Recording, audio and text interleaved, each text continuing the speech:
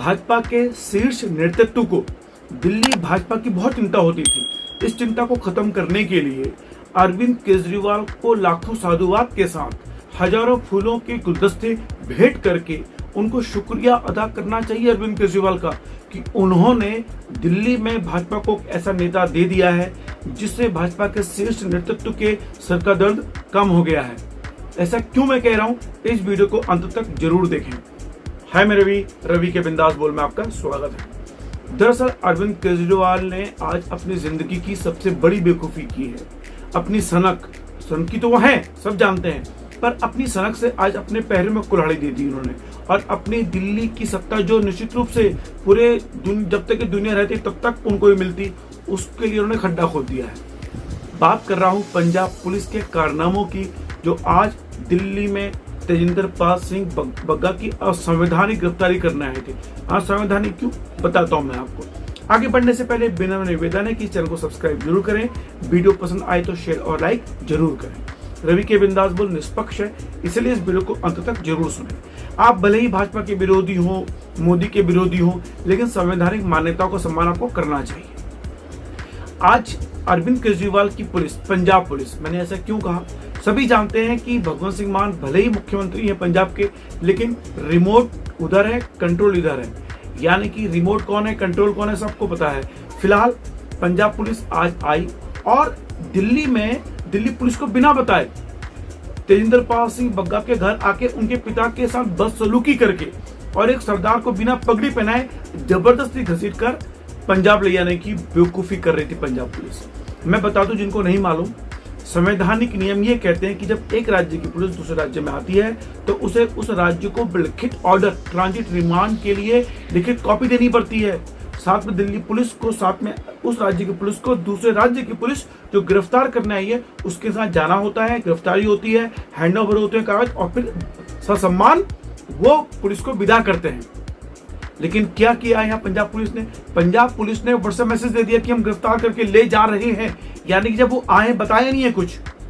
यानी कि और देखो ये भी होता है, जब एक जिले की पुलिस दूसरे जिले में गिरफ्तारी करने जाती है तो वो दूसरे जिले को सूचित करती है। लेकिन यहाँ तो एक राज्य और दूसरे राज्य का मसला था, वो भी दिल्ली की केंद्र की पुलिस। यानी पंजाब पुलिस ने संवैधानिक मर्यादाओं को तार किया, यानी बलात्कार कर दिया। ये समझिए आप। वो आते हैं, तेजिंदर पाल सिंह बग्गा को घसीट के ले जाते हैं, उन्हें पगड़ी नहीं पहने देते सरदार को। देखिए ये भी एक संवैधानिक नागरिक अधिकारी को हनन था। उसके बाद जब उनके पिता के साथ बदसलूकी होती है, वो दिल्ली पुलिस को फोन करते हैं। दिल्ली पुलिस हैरान, वो कहती है ऐसा हो ही नहीं सकता कि पंजाब पुलिस लेके जाए। उन्होंने तुरंत किडनैपिंग का एफआईआर लिखी। किडनैपिंग क्यों? क्योंकि इस तरह से अगर कोई बंदा लेके जा रहा है तो वो किडनैपिंग ही होती है, संविधान कहता है ये। तो दिल्ली पुलिस ने वही किया जो संविधान में था। उन्होंने तुरंत किडनैपिंग का केस फाइल करके तुरंत हरियाणा पुलिस को बताया कि इस तरह की कोई लोग देखे तुरंत उन्हें रोकिए। कुरुक्षेत्र पुलिस ने पंजाब पुलिस को रोका, दिल्ली पुलिस को सूचित किया, दिल्ली पुलिस वहां गई, पंजाब पुलिस हैरान की होकर गया। दरअसल पंजाब पुलिस को भी लगा कि हम तो केजरीवाल के हैं, केजरीवाल कुछ भी करते रहते हैं, संवैधानिक मर्यादाओं को हनन करते हैं, हम भी कर देते हैं भाई। अरे भाई साहब, संवैधानिक मर्यादाओं का पालन आपको करना चाहिए था। मुझे बड़ी हैरानी हो रही है, पंजाब पुलिस को ये बात नहीं मालूम थी कि किस तरह से वो हरकतें कर रहे थे। हालांकि कुरुक्षेत्र पुलिस ने वही किया जो उसे करना चाहिए था। दिल्ली पुलिस आई, वापस लेके गई वहां से। और मैं आपको बता रहा हूँ कि आज 9 बजे मजिस्ट्रेट के पास पेश होने वाली है, पंजाब पुलिस को लताड़ मिलने वाली है, अभी जान लीजिए। अब ये तो आपने देख लिया कि तेजिंदर पाल सिंह जी को पुलिस को, चाहे उनका अपराध था या नहीं था, वो मामला अलग है।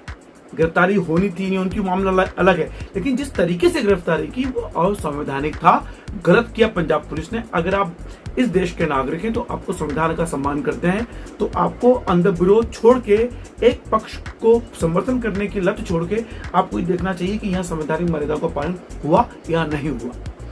अब मैंने ये क्यों कहा कि दिल्ली भाजपा को अरविंद केजरीवाल को बधाई देनी चाहिए। दरअसल तेजिंदर सिंह बग्गा भाजपा के नेता हैं दिल्ली में और राष्ट्रीय सचिव हैं, उत्तराखंड के भाजपा युवा मोर्चा के प्रभारी बनाए गए हैं। यानी कि मैं ये बड़ा सह प्रभारी बनाए गए। मैं बड़ा हैरान हूं कि इतने बड़े कद के नेता नहीं है और ना ही इतने बड़े अपराधी हैं, बड़े आतंकवादी हैं कि पंजाब पुलिस को सारे काम छोड़ के आप तेजिंदर पाल सिंह बग्गा को के पीछे लगा दो। उन्होंने एक ट्वीट किया अरविंद केजरीवाल के खिलाफ। अरविंद केजरीवाल जी बड़े चिड़े भुने। दरअसल तेजिंदर पाल सिंह बग्गा जब से राष्ट्रीय राजनीति में हावी हुए हैं तो दिल्ली में वो छीलते हैं अरविंद केजरीवाल की, यानी अरविंद केजरीवाल की काट करते। तो अरविंद केजरीवाल बड़े जले भुने थे, तो बदला लेने की सोच रहे थे, तो उन्होंने पंजाब पुलिस के बहाने बदला लेने की कोशिश की और अपने पैर में कुल्हाड़ी मार दी। आज भारतीय मीडिया, राष्ट्रीय मीडिया सिर्फ और सिर्फ तेजिंदर पाल सिंह बग्गा की बात कर रहा है, यानी कि जिसको दिल्ली के लोग ही जानते थे, इक्का दुक्का भारत में जानते थे, आज भारत ही नहीं अंतर्राष्ट्रीय स्तर में लोग जान गए हैं कि भाजपा का ऐसा नेता भी है और उसके कारनामों की लिस्ट सामने आ रही है। उनके कारनामों की लिस्ट ये थी, जब अन्ना आंदोलन हुआ था उस दौरान सभी लोग केजरीवाल की टीम को पसंद करते थे। प्रशांत भूषण जो सुप्रीम कोर्ट के वरिष्ठ वकील हैं, उनको भी लोग पसंद करते थे। उस दौरान प्रशांत भूषण ने बयान दिया कश्मीर के संदर्भ में कि वहां जनमत संग्रह होना चाहिए, और अगर गौर से सुनिएगा, उन्होंने कहा कि अगर वहां के लोग पाकिस्तान में विलय चाहते तो उनको पाकिस्तान में शामिल कर लेना चाहिए कश्मीर को। तेजिंदर पाल सिंह बग्गा ने जब ये सुना, सुप्रीम कोर्ट चैम्बर में घुस गए और वही थप्पड़ मारा उन्होंने प्रशांत भूषण जैसे वरिष्ठ वकील को। सोच रहे हैं आप, वो तब जब अरविंद केजरीवाल की टीम को लोग पसंद कर रहे थे। यानी राष्ट्रवादी विचारधाराओं से ओतप्रोत हैं, मर मिटने को तैयार थे कि सरदार है। और भगत सिंह क्रांति सेना के अध्यक्ष तेजिंदर पाल सिंह बग्गा, यानी कि बचपन से नेता नहीं है, वो राष्ट्रवादी विचारधारा से ओतप्रोत है। अब दिल्ली भाजपा के पास ऐसा कोई नेता नहीं था कि जिससे दिल्ली भाजपा के कार्यकर्ताओं में जोश आए और वो दिल्ली में भाजपा की सरकार को लेके आए। भले ही यहाँ पे भाजपा संसद सीटें जीतती रही हो, लेकिन वो विधानसभा में हार जाती है। देखिए, मैं आपको बताऊं कि जब 2014 में जब मोदी सरकार यहाँ जीती थी, तो लोगों ने कहा कि 2015 में चुनाव होंगे तो केजरीवाल हार जाएंगे और बीजेपी वापसी करेगी। तब मैंने कहा था कि देखिए ऐसा नहीं होगा, क्योंकि बिजली और पानी सस्ती के चक्कर में यहाँ के लोग केजरीवाल को लाएंगे। दूसरा, यहाँ भाजपा के पास लोकल नेतृत्व तो नहीं है। तो जानते होंगे कि उस समय भाजपा ने आनन फानन में किरण बेदी जी को अपना मुख्यमंत्री चेहरा घोषित कर दिया, यानी इतनी लाचार थी उस समय भाजपा, अपना को नेता ही नहीं उनके पास। फिलहाल वही हुआ जो मैंने कहा कि केजरीवाल ने पूर्ण बहुमत से वापसी करी। हालांकि 67 सीट वो लाएंगे ये उम्मीद मुझे कतई नहीं थी, फिलहाल वो लाए। उसके बाद जब 2019 के आम चुनाव हुए तो लोगों ने कहा कि अरविंद केजरीवाल 67 सीटों के साथ आए हैं, तो 5 सीटें तो अरविंद केजरीवाल जीतेंगे यहाँ की 7 संसदीय सीटों में दिल्ली की। मैंने कहा नहीं, मैंने कहा दिल्ली का वोटर समझदार है, उसे पता है कि उसे कहाँ वोट करना है। जब दिल्ली की बात आती है तो विधानसभा की बात आती है, बिजली पानी के लिए वो अरविंद केजरीवाल का साथ दे सकते हैं, लेकिन जब बात आएगी राष्ट्र की तो मोदी का ही साथ देंगे। हुआ यही, 2019 में 7 की 7 सीटें भाजपा की झोली में गई मोदी सरकार के नेतृत्व में, और कांग्रेस और आम आदमी पार्टी के मिला के वोट भी भाजपा के उम्मीदवारों से बहुत पीछे थे, यानी ऐसी जीत दिलाई। उसके बाद भाजपा के लोग बड़े खुश, जो भाजपा के लोग दिल्ली से बाहर थे, उन्होंने कहा नहीं, अब 2020 में जब आम चुनाव होंगे तो अरविंद केजरीवाल को सत्ता से बाहर कर दिया जाएगा। मैंने तब भी कहा था नहीं, दिल्ली का वोटर है, ये बिजली पानी के चक्कर में अरविंद केजरीवाल को जिताएगा। हुआ यही, 2020 में जब आम चुनाव हुए तो अरविंद केजरीवाल ही आया। अब 2024 के आम चुनाव होने वाले हैं, वहाँ निश्चित रूप से भाजपा ही जीतेगी मोदी सरकार के नेतृत्व में। 7 सीटें निश्चित रूप से भाजपा ही जीतेगी, दावे के साथ मैं कह रहा हूँ। लेकिन 2025 के संदर्भ में मैं निश्चित रूप से दावे के साथ कह सकता था कल तक, यानी 5 मई 2022 तक मैं कह सकता था दावे के साथ कि 2025 में अगर विधानसभा चुनाव होंगे तो अरविंद केजरीवाल ही मुख्यमंत्री बनेंगे। लेकिन 6 मई 2022 जो आज कांड हुआ है, तेजिंदर पाल सिंह बग्गा की गिरफ्तारी हुई है और संवैधानिक रूप से जो राष्ट्रीय चेहरा बन चुके हैं, भाजपा के कार्यकर्ताओं में एक नया जोश पैदा हो गया है। अब मैं आपको दावे के साथ कह सकता हूं कि ये तेजिंदर पाल सिंह बग्गा दिल्ली में भाजपा की ओर से मुख्यमंत्री चेहरा साबित होने जा रहे हैं, और यही तेजिंदर पाल सिंह बग्गा अरविंद केजरीवाल के लिए भस्मासुर साबित होने जा रहे हैं।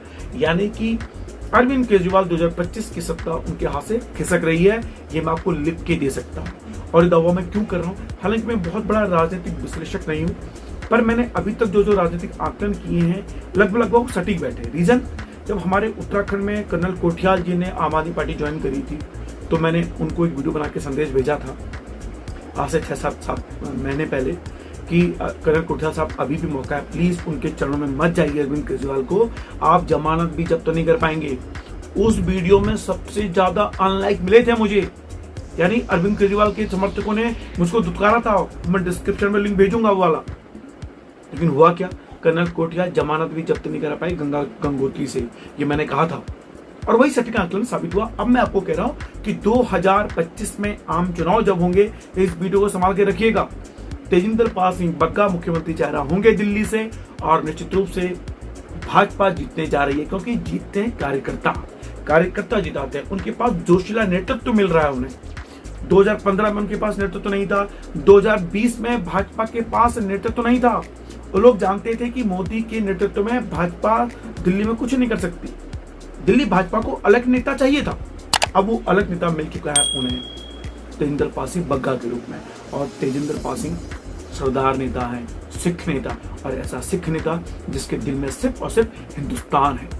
मैं आपको ये कह सकता हूं कि अगर भाजपा भी राष्ट्रवादी विचारधारा से अलग हटी तो तेजिंदर पाल सिंह 2 मिनट नहीं लगाएंगे भाजपा को लात मारने में। ये मैं आपको दावे के साथ कह रहा हूं। यानी एक ऐसा नेता जो राष्ट्रवादी विचारधारा के साथ है। मैं परविंदर सिंह बिट्टा की बात कर रहा हूं, वो भी राष्ट्रवादी विचारधारा के साथ रहते हैं, तो वैसे तेजिंदर पाल सिंह बग्गा है। और एक सच्चा सरदार जो होता है ना, वो सिर्फ राष्ट्र के साथ रहता है, वो हिंदुस्तान से प्यार करता है, और वही दिल है तेजिंदर पाल सिंह दिल के पास। अब अरविंद केजरीवाल ने अपनी बेवकूफी से जो गिरफ्तारी करवाई है तेजिंदर पाल सिंह बग्गा जी की, रातों रात स्टार कर दिया है। और मैं आपको बता दूं कि आज की तारीख में ज्ञानवापी मस्जिद वाराणसी में सर्वे होना था, सारा मीडिया वहीं जाना था, उसके बावजूद राष्ट्रीय मीडिया ने वहां कम कवर किया। सुबह से शाम तक वो सिर्फ और सिर्फ तेजिंदर पाल सिंह बग्गा को ही दिखा रहे हैं। तो आप कल्पना कीजिए कि कितना बड़ा नेता बनने गए। यानी 6 मई 2022 के बाद तेजिंदर पाल सिंह बग्गा सिर्फ दिल्ली का नेता नहीं रह गया है, राष्ट्र स्तर का नेता हो गया है, दिल्ली का मजबूत नेता हो गया है। यानी दिल्ली को उनका मुख्यमंत्री चेहरा मिल गया है भाजपा की ओर से, तेजिंदर पाल सिंह बग्गा। लिख लीजिए। फिलहाल रवि के बिंदास बोल में इतना ही। वीडियो पसंद आए तो शेयर लाइक जरूर करें। कमेंट बॉक्स में बताइएगा कि अरविंद केजरीवाल ने गलती, कितनी बड़ी गलती की तो क्यों की, और ये जो संवैधानिक अड़चन आई है पंजाब, हरियाणा और दिल्ली पुलिस के बीच, उसमें गलती किसकी थी। प्लीज अगर आपको ज्ञान पहले से था तो टिप्पणी बॉक्स में दीजिएगा। फिलहाल रवि के बिंदास बोल में इतना ही। देखते रहिए। जय हिंदुस्तान, जय हिंदुस्तान, जय हिंदुस्तान, और जय सरदार जरूर बोलिएगा। और हाँ, रवि के बिंदास बोल में अगर आप यहाँ तक आए तो प्लीज सब्सक्राइब करके जाइए ना प्लीज।